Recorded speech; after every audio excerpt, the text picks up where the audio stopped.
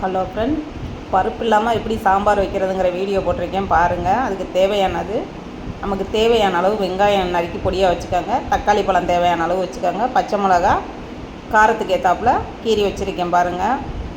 இன்றைக்கி வந்து நான் 4 பேருக்கு தேவையான அளவுக்கு வெங்காயம் தக்காளி எல்லாமே நறுக்கி வச்சுருக்கேன். பச்சை மிளகா எல்லாம் நீங்கள் உங்களுக்கு எத்தனை பேருக்கோ அதுக்கு தகுந்தாப்புல நீங்கள் நறுக்கி வச்சுக்கோங்க. பருப்பு இல்லாமல் வைக்கிறதுனால கொஞ்சமாக வரும், அதனால தக்காளி வெங்காயம் கூட சேர்க்குறாப்புல வரும். இப்போ தக்காளி வெங்காயம் நறுக்கினது பச்சை மிளகாய் எல்லாத்தையும் குக்கரில் சேர்த்துக்கலாம். அதோட உப்பு போட்டுக்கலாம். தேவையான அளவு உப்பு சேர்த்துக்கோங்க. உப்பு சேர்த்ததுக்கப்புறம் மஞ்சத்தூள் சேர்த்துக்கோங்க.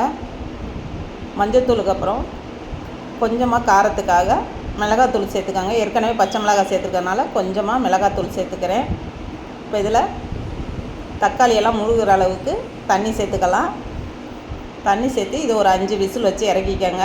நல்லா மசியணும், அதனால் விசில் நல்லா வச்சுக்கோங்க. ஒவ்வொரு குக்கர் எப்படி விசிலுங்கிறது தெரியாது, அதனால் உங்களுக்கு தகுந்தாப்புல நீங்கள் விசில் வச்சுக்கோங்க. நான் இப்போ ஒரு 5 விசில் வச்சு இப்போ இறக்கிட்டேன் பாருங்கள். நல்லா வெந்துருச்சு. நான் இறக்கிட்டு இப்போ இதை வந்து ஒரு கரண்டியை வச்சு இதை தண்ணியை பூரா வடித்து எடுத்துக்கோங்க தனியாக.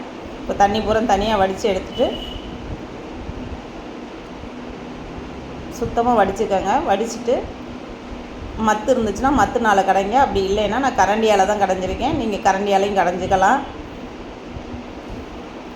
இப்போ இதை நல்லா கடைஞ்சிக்கோங்க. தக்காளி வெங்காயம் எல்லாமே நல்லா கடைஞ்சோன்னே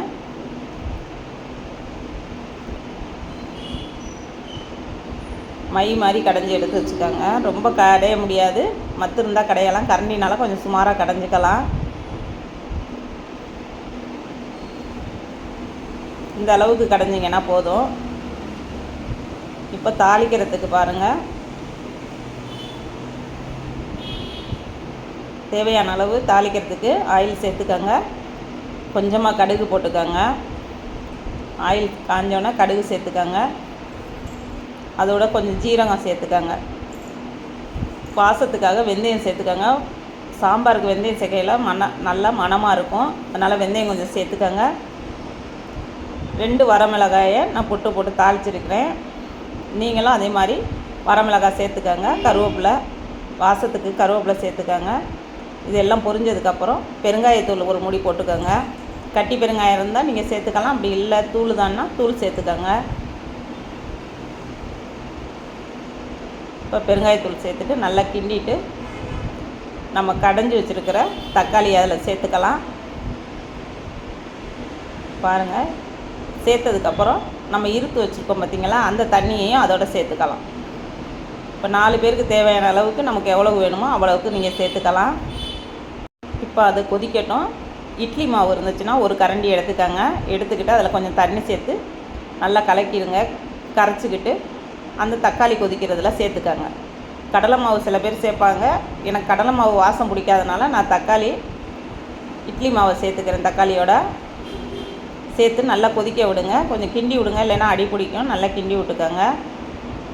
நல்லா கிண்டி சுண்டி வரப்போகையில் மல்லித்தலையை போட்டு இறக்கிடுங்க. பருப்பு இல்லாத சாம்பார் சூப்பராக இருக்கும். நீங்களும் செஞ்சு பாருங்கள். இதுக்கு கார சட்னி தேங்காய் சட்னி ஏதாவது சேர்த்துக்கிட்டிங்கன்னா இன்னும் சூப்பராக இருக்கும். ஓகே ஃப்ரெண்ட்ஸ், வீடியோவை ஸ்கிப் பண்ணாமல் பாருங்கள். வீடியோ பிடிச்சிருந்தால் லைக் பண்ணுங்கள், ஷேர் பண்ணுங்கள், சப்ஸ்கிரைப் பண்ணுங்கள். பருப்பு இல்லாத சாம்பார் நீங்களும் வச்சு பாருங்கள். தேங்க்யூ.